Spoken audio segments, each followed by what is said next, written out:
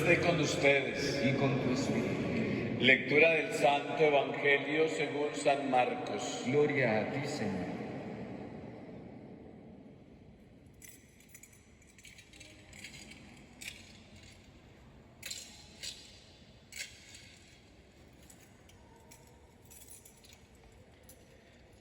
Después de que Juan fue entregado, Jesús se marchó a Galilea a proclamar el Evangelio de Dios.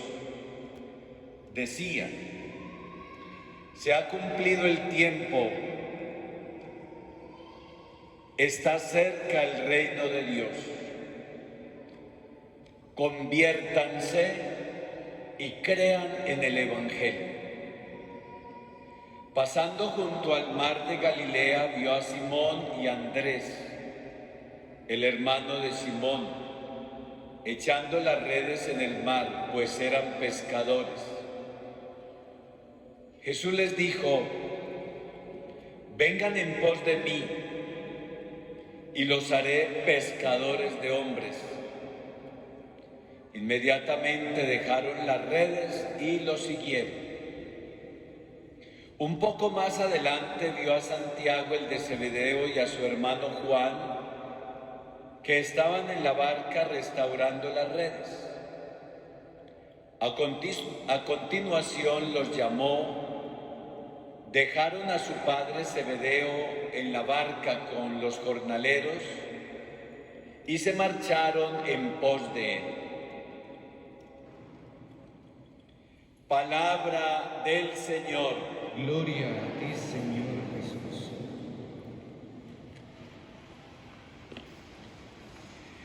Bien, hermanos, vamos a disfrutar de esta palabra que el Señor hoy nos ofrece.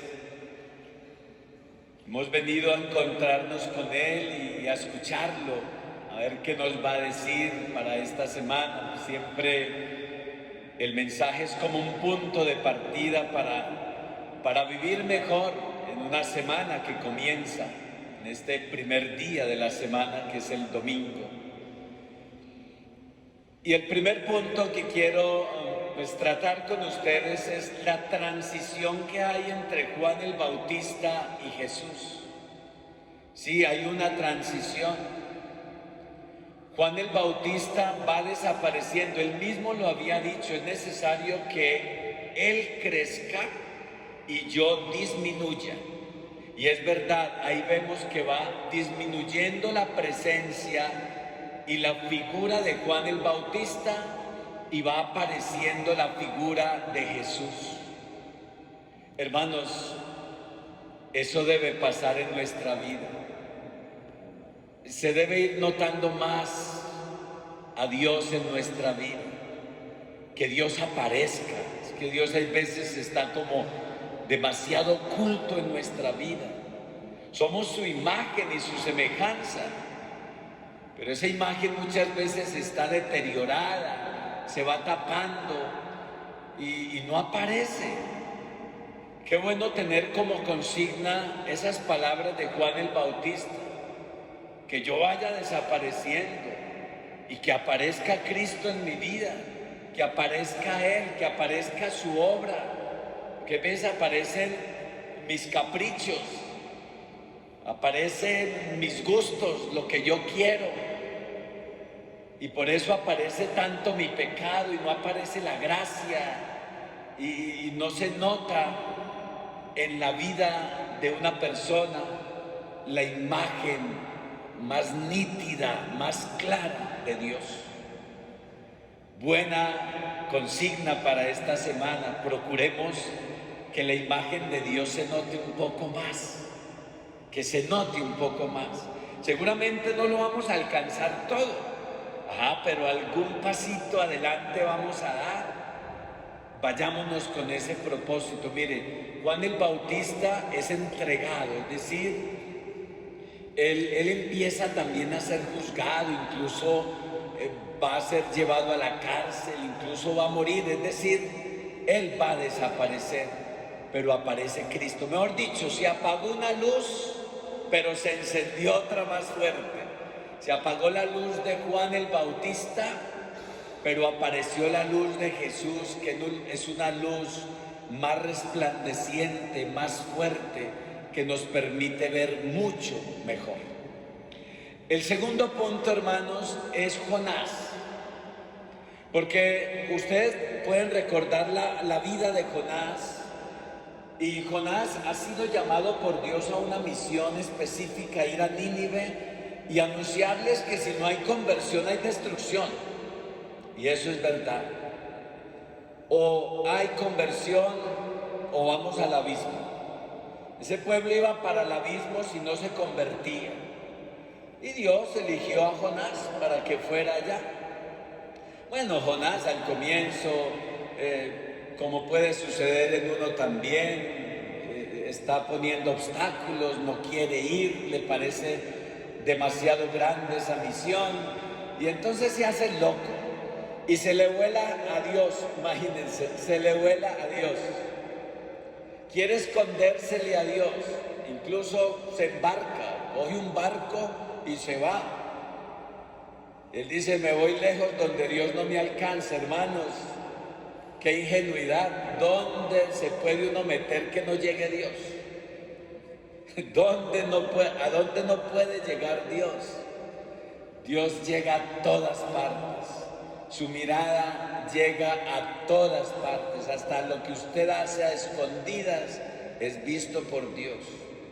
Bien, hermanos, entonces cuando van en ese barco, pues hay una tormenta. Y como iba tanta gente con distintos dioses, creyendo en distintos dioses, dicen: bueno, aquí en este barco tiene que haber alguien que ha ofendido a su Dios. Necesitamos saber quién es para que pueda venir la calma.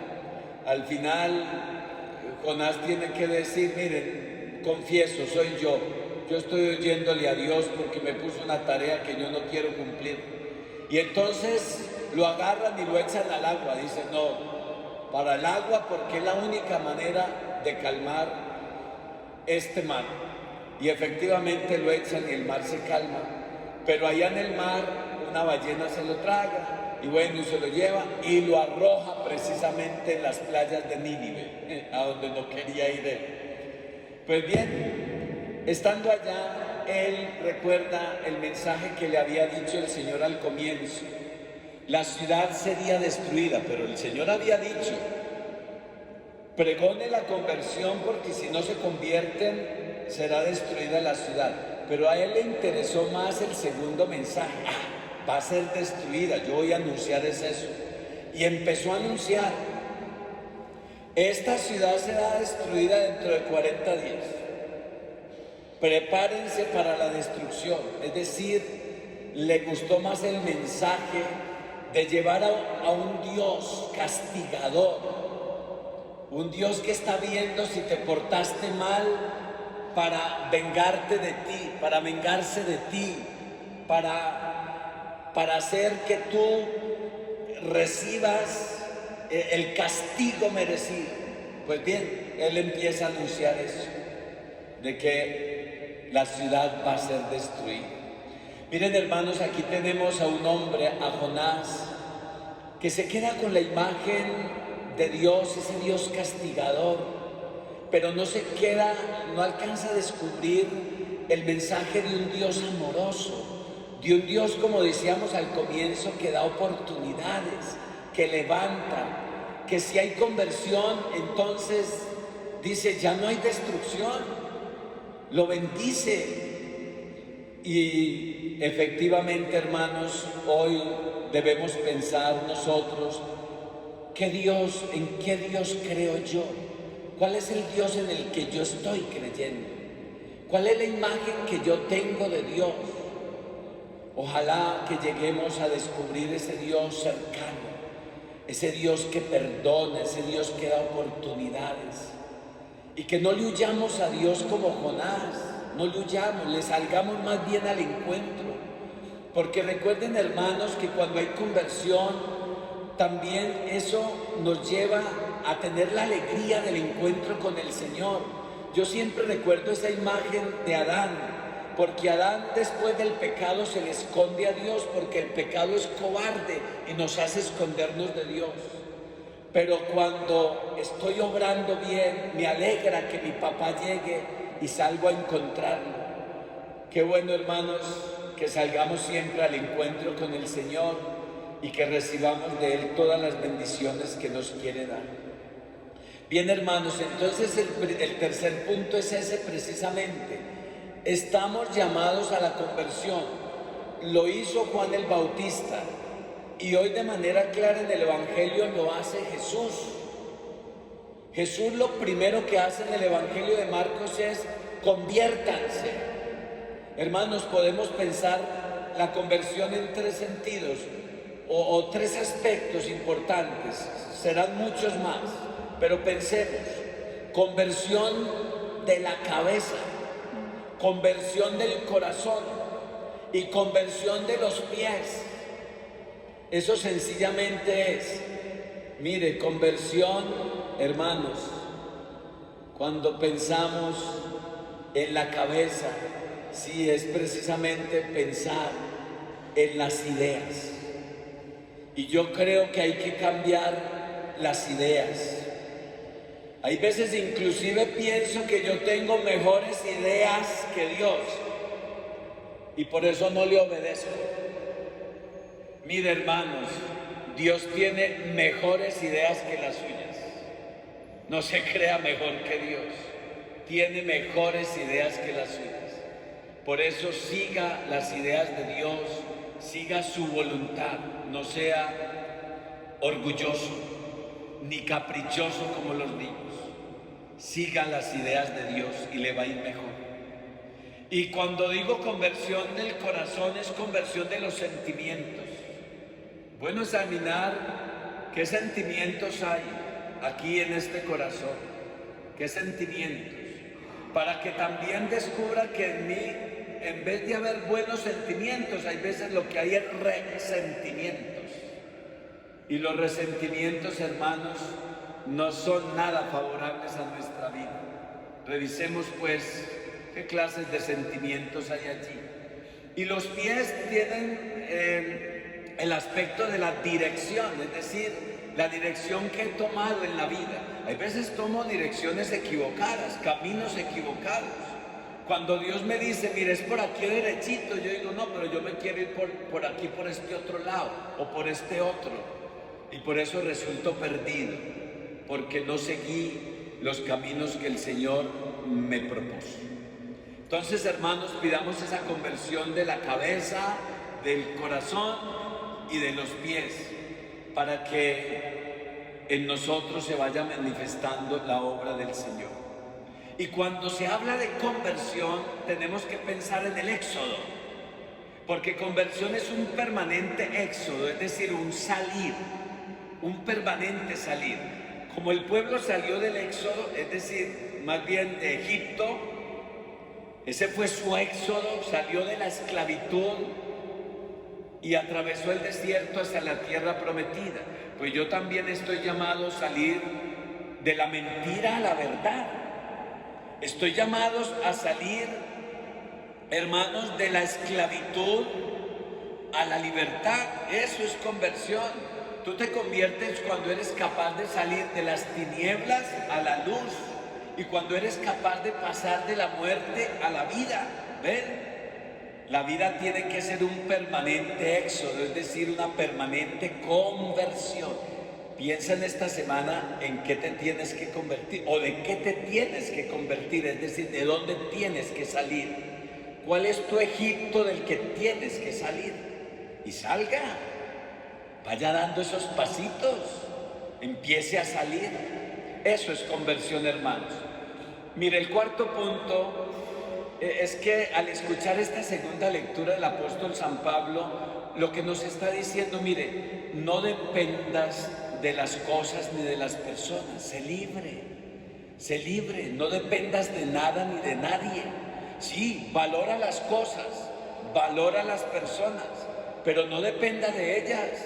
Nadie es indispensable, nada es indispensable en la vida, nada ni nadie. Sé libre. El único indispensable en la vida es Dios. Lleguemos a esa conclusión. El único indispensable en mi vida es Dios. todo lo demás pasa. Por eso el apóstol les está diciendo, el que ría haga de cuenta que no estuviera riendo, y el que llora haga de cuenta que no estuviera llorando. Es decir, no dependas de nada ni de nadie, dependa solo de Dios.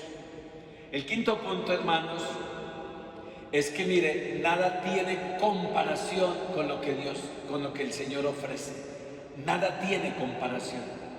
Por eso, como nada tiene comparación con lo que Él ofrece, entonces estos discípulos que son llamados, estos primeros discípulos, este par de hermanos, fueron llamados a salir de sus trabajos, de sus labores, de la pesca, a salir incluso de su familia, y se fueron con Jesús. ¿Por qué? Porque descubrieron que no hay mejor oferta que la de Él.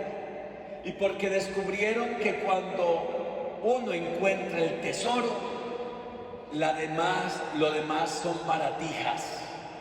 Y cuando uno encuentra el tesoro, hermanos, ya no se apega a las baratijas. Claro, uno puede tener de pronto algunos elementos, algunas joyas que quiere mucho, que son bonitas, pero que no cuestan nada. Pero cuando uno encuentra una de gran valor, como dice después el Evangelio, todo lo demás lo considera hasta basura, como dice el apóstol San Pablo, porque ha encontrado el gran tesoro. Bueno, que esta semana sea una semana para encontrar a Cristo como el gran tesoro, y que lo demás sea añadidura en nuestra vida, que lo demás sea baratija comparado con esa gran joya del amor del Señor. Y para terminar, hermanos, miren, el Señor hoy dice: crean en el Evangelio. Y hoy es el día de la Biblia, hoy es el día de la palabra de Dios, sí, y el Señor dice: crean en esa palabra, crean en ella. Pero mire, creer en el Evangelio, hermanos, es creer en Jesucristo. O sea que lo que está diciendo es: crean en mí, crean en mí. Un día también el Señor lo dijo con claridad: crean en Dios y crean en mí. Y cuando dice: voy a prepararles en mi casa, en la casa de mi Padre, un lugar para ustedes.